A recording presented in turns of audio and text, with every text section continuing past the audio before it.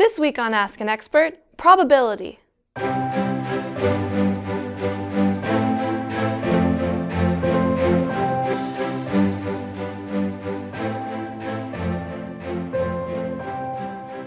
Welcome to Ask an Expert, the show where you submit questions to be answered by people around the school. I'm your host, Sam Parody. This week on Ask an Expert, the question is, how does the Monty Hall problem work? Here to answer the question is one of our math teachers, Mrs. Minielly. Welcome, Miss Minielly. Hi. So could you help us to start by explaining what the Monty Hall problem is? Sure. So the Monty Hall problem was a problem that came up. It was with a game show back in the past. And what it was you had 3 doors, and behind one of the 3 doors you had your prize, and in this case it was a big fancy new car. And behind 2 of those doors was a zonks, which was the game show word for something you just didn't want. I'll be calling them goats in my examples. So you can either get a goat, or a car behind one of these 3 doors. And what would happen every time was that you would choose a door, and then Monty was the game show host, and Monty Hall would open one of the other 2 doors, show you a zonks, or the thing you don't want, so show you a goat every time. And you had to decide, did you want to stay with your original choice of your door, or did you want to switch doors to the other closed one, and then reveal the prize that way? And so the problem came up. People wanted to know, is there an actual strategy to this? Is there a way to win it most often? Or is it just luck of the draw and there's no real strategy to it? So that was the Monty Hall problem.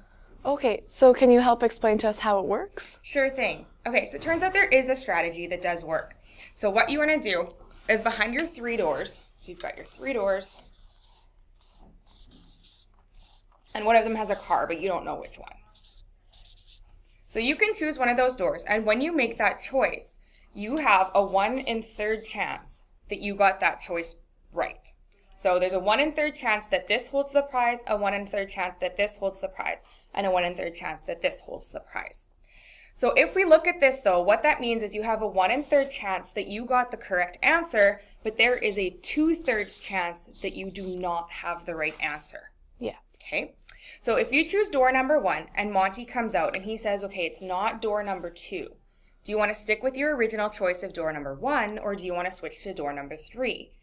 And it turns out that what happens now, because there was only a 1/3 chance of having this one be the right answer, there is still a 2/3 chance that one of these 2 is right, only now that entire percentage, that entire chance, is behind door number 3.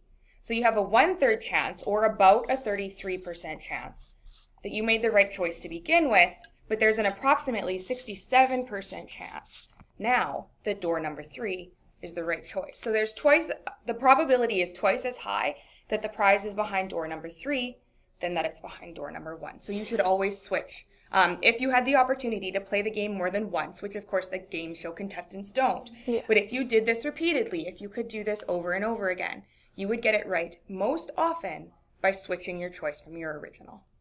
Well, wow, that's really interesting. Thanks for helping us out, and I hope that this helps explain it to most people out there. Yeah, thanks for having me. That's it for this week. But remember, if you have a question you want answered, tweet it to @PA_Carlton with the hashtag AskAnExpert, and we'll find someone who can answer it for you. See you next week.